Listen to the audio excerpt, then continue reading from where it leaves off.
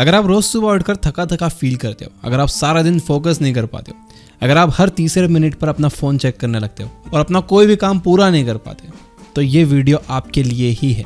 इस वीडियो में आप एक परफेक्ट दिन की शुरुआत करना सीखोगे। आपको 10 ऐसी हैबिट्स पता होने वाली हैं जिन्हें अगर आप रोज सुबह करोगे तो आप फोकस्ड रहोगे, आपकी एंजाइटी और स्ट्रेस कम होगा और रात में भी आपको टाइम पर और अच्छी नींद भी आएगी।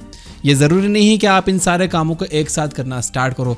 आप चाहो तो सिर्फ एक हैबिट से स्टार्ट कर सकते हो और टाइम के साथ एक एक हैबिट ऐड कर सकते हो। और इस वीडियो में मैं आगे आपको 10 सेकेंड्स रूल बताने वाला हूँ, जिससे आपको ये हैबिट्स बनाना बहुत आसान हो जाएगा। ये वीडियो डेफिनेटली लाइफ चेंजिंग होने वाली, तो इसे मिस मत करना। तो शुरू करते हैं।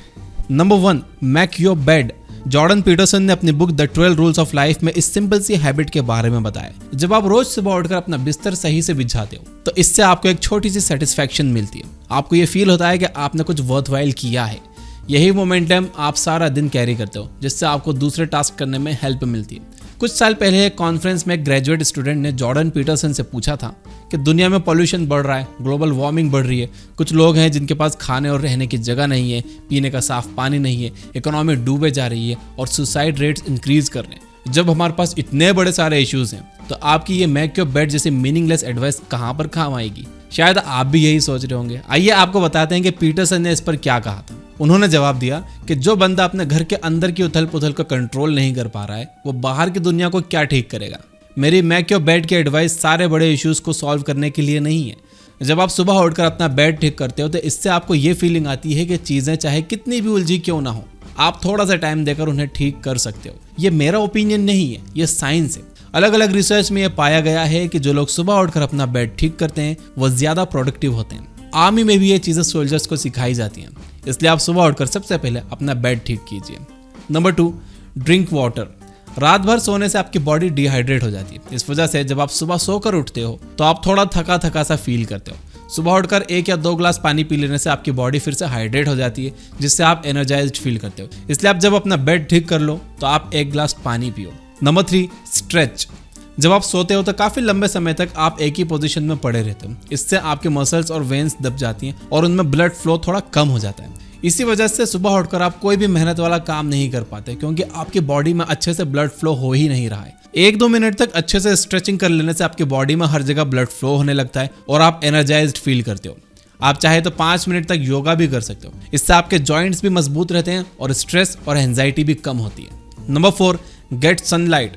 हम में से ज्यादातर लोग सनलाइट नहीं लेते। हम सारा दिन रूम में पड़े रहते हैं, फिर गाड़ी में बैठकर स्कूल, कॉलेज या काम पर जाते हैं, वहां भी सारा दिन बैठे रहते हैं, फिर गाड़ी में बैठकर वापस घर आ जाते हैं और लास्ट सारा दिन घर पर पड़े रहते हैं। अगले दिन यही सारे काम रिपीट करते हैं। आपने नोटिस किया होगा कि आपको एक दिन में 10 मिनट की भी सनलाइट नहीं मिल रही है। इसलिए आप रोज सुबह अपने छत पर चले जाओ, थोड़ी देर तक टहल कर सनलाइट लो। इससे आपको थोड़ी एनर्जी मिलेगी, आपकी नींद खुलेगी और आपका ब्रेन ज्यादा प्रोडक्टिव होगा। इससे आपका स्ट्रेस और एंजाइटी भी कम होगी। और ये भी प्रूव्ड है कि सनलाइट से आपकी बॉडी में टेस्टोस्टेरोन बढ़ता है, यानी आप ज्यादा मैस्कुलिन फील करते हो। तो रोज सनलाइट लेना बहुत जरूरी है। Number 5, read something inspiring. आप सनलाइट लेते टाइम कोई बुक पढ़ सकते हो। शिव खेड़ा की बुक यू कैन विन में काफी सारी इंस्पायरिंग स्टोरीज और पोएम्स हैं। आप इनमें से कुछ अच्छी स्टोरीज पढ़ो, खुद को एक पॉजिटिव माइंडसेट में डालो। जहां आप रोज सुबह उठकर अपना फोन चेक करते हो और सोशल मीडिया पर जाकर दूसरों की जिंदगी या फिर नेगेटिव न्यूज देखते हो, वहीं पर ये छोटी छोटी स्टोरीज पढ़ने से आप अपने दिन की शुरुआत एक पॉजिटिव माइंडसेट के साथ कर पाओगे।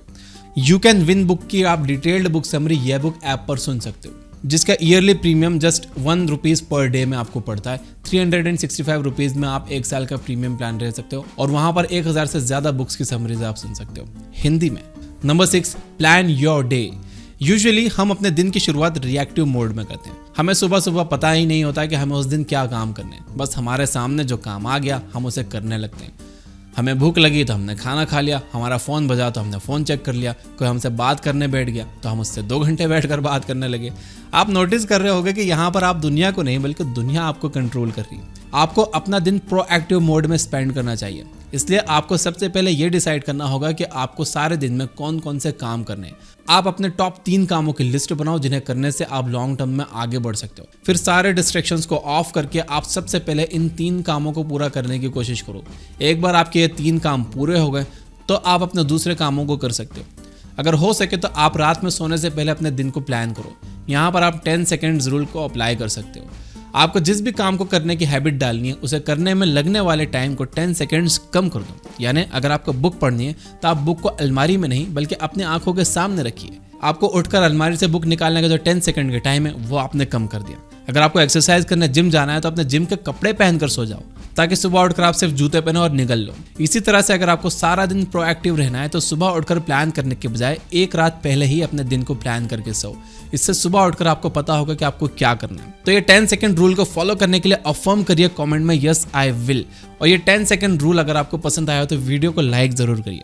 Number 7, take deep breaths. जैसा कि हमने पहले देखा कि सोते समय हमारी बॉडी के कुछ पार्ट्स में ब्लड फ्लो अच्छे से नहीं होता, साथ ही सोते वक्त हमारे ब्रीदिंग भी स्लो हो जाती है। इससे हमारी बॉडी में और भी कम ऑक्सीजन जाता है जिससे हम और ज़्यादा थका हुआ फील करते हैं। इसलिए जब आप अपना बिस्तर ठीक कर रहे हो या फिर बुक पढ़ते हुए सनलाइट ले रहे हो तो इस टाइम आप गहरी सांसें लेते रहो। जैसा कि मैंने वीडियो के स्टार्टिंग में ही कहा कि आपको ये सारे काम एक साथ करने की जरूरत नहीं है। आप स्टार्ट छोटे से कर सकते हो और बाद में ब्रीदिंग को अपनी लिस्ट में ऐड कर सकते हो। ब्रीदिंग के 2 फायदे हैं। सबसे पहला ये कि इससे आपके बॉडी को अच्छे से ऑक्सीजन मिलता है जिससे आप एनर्जाइज्ड फील करते हो। दूसरा ये कि जब आपका फोकस सांस लेने पर होता है तो आपके दिमाग में नेगेटिव चीज़ें नहीं आती। आपने पहले भी सुना होगा कि जब आपको गुस्सा आए तो आपको लंबी लंबी सांसें लेनी चाहिए। इसका रीज़न यही है कि जब आपका फोकस सांस लेने पर होता है तो आप अपने इमोशंस को बेटर कंट्रोल कर पाते हो और क्लियरली सोच पाते हो। Number 8, reflect.